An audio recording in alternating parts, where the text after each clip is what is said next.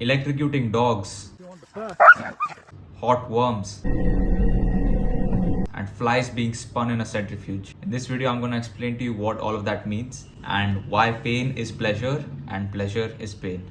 Today is 24th June 2022. I've officially made 1 lakh rupees. All right, Shrey, what's your question, my friend?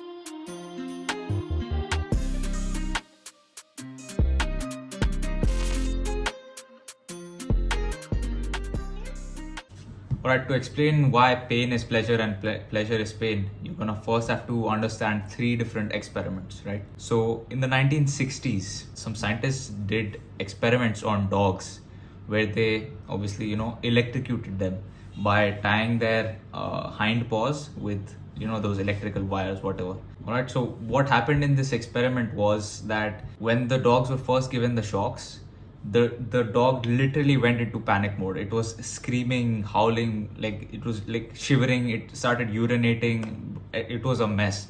The dog was a complete mess, and the dog's heartbeat went up 150 beats above baseline. So if it was beating at 100 before, it was beating at 250 now. So that's how intense the shocks were.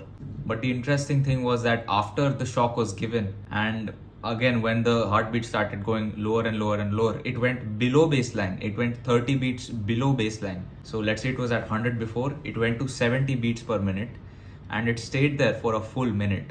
Interesting. So the pain that the dog got was somehow like pleasurable afterwards. Like it's some kind of peaceful or fulfillment state. So that was kind of what was happening right now. But afterwards, when they got more shocks, like the second, third, fourth shocks, what's interesting is that slowly the dogs stopped showing those severe symptoms after being given the shocks. So let's say first they were like howling really loudly. Now they were just silent.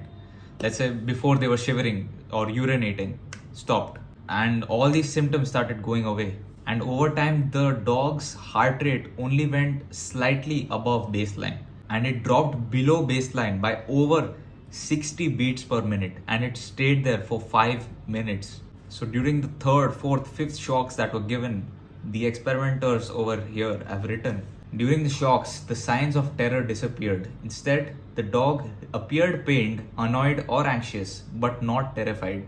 For example, it whined rather than shrieked, and it showed no further urination, defecation, or struggling. Then, when released suddenly at the end of the session, the dog rushed about, jumped on people, wagging his tail in what we called at the time a fit of joy. What? So before, the dogs were all panicky. They were like literally, if you would have seen that dog, you would have been like, damn, like that dog needs help. But when the same amount of pain was given, they're somehow more pleasurable, their heartbeat is lower, they're like more fulfilled, they're wagging its tails. What's going on? Okay, and a similar experiment was done with flies where they were spun in a centrifuge.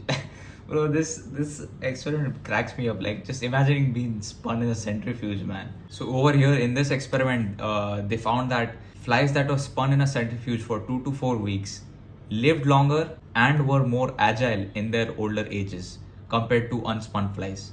Being spun made you live longer as a fly. Okay, and finally we have a experiment that was done with worms, where worms exposed to temperatures above 25 degrees Celsius. So worms like to live at 25 degrees Celsius.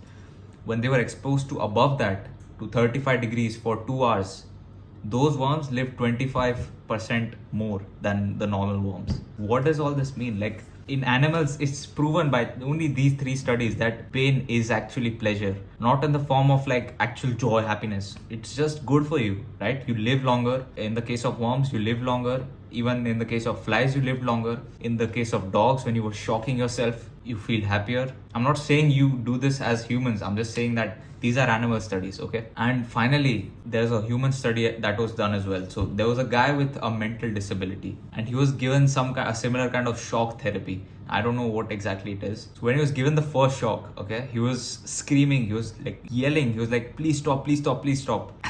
And the funny thing is that while he was screaming after the first shock, he's like, please no, please no, please no. The researchers gives the shock anyways. So these experiments were obviously done before. Like now this wouldn't be allowed.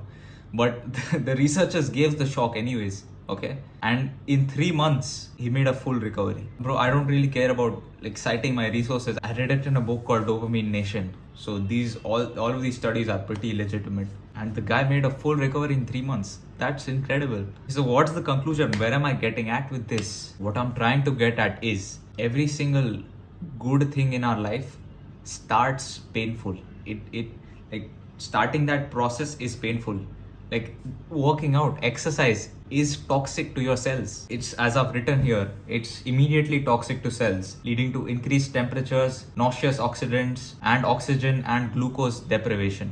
Like these are not good things in the immediate now, but we know that exercise is good for us, right? Right now, exercise is painful, but it leads to more pleasure afterwards. Same thing, there are so many different treatments, where they use pain to treat pain. What is acupuncture? Like you're having some pain here and you're putting a needle in it. You're treating that pain with more pain. That does not make sense. Like to the logical mind, that should not be able to make sense. But that's what the reality is. Acupuncture, stretching, working when you don't want to, doing the things that you're scared of doing. Like we know how to cure fear, right? Exposure therapy. What is that? If I'm scared of cockroaches, all I have to do is get used to holding cockroaches in my hand. Like if I do that enough, I won't be scared of cockroaches anymore. Just an example. And we very well know that pleasure is pain. Like if you eat some like sweet sugary food, you don't feel good afterwards. Like we know it. Wasting your time on the internet when you're supposed to do something else, it feels bad, but yet you do it. So why not flip the script and say, okay, I want to be happy, I want more pleasure in my life. Who doesn't? But instead of chasing pleasure and feeling painful afterwards, why don't I chase pain and feel pleasurable afterwards? And the greater the pain is, the happier that I'll feel. Alright, flip the script. All day you should be like, pain is pleasure, pain is pleasure, pain is pleasure. All I have to do is chase pain, chase pain, chase pain. There's something I don't want to do, I have to do it because I want to be happier. And I know that I can either be happy right now or I could be terrible right now, but only for a bit. And it's not even that bad. Like me not wanting to eat junk food right now, it's terrible only for 30 seconds. After that, you're going to be feeling proud of yourself. Alright, so the quote that says, what doesn't kill you makes you stronger. Absolutely.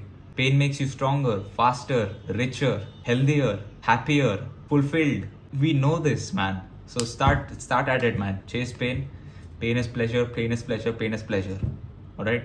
I have more videos like this on my channel, which are crisp, to the point, and stuff that you've never heard before in ways that you've never heard before. Alright? So go check it out. Also follow my Instagram, join my private Telegram, and follow me on Twitter. All are in the description. That's all. Take care.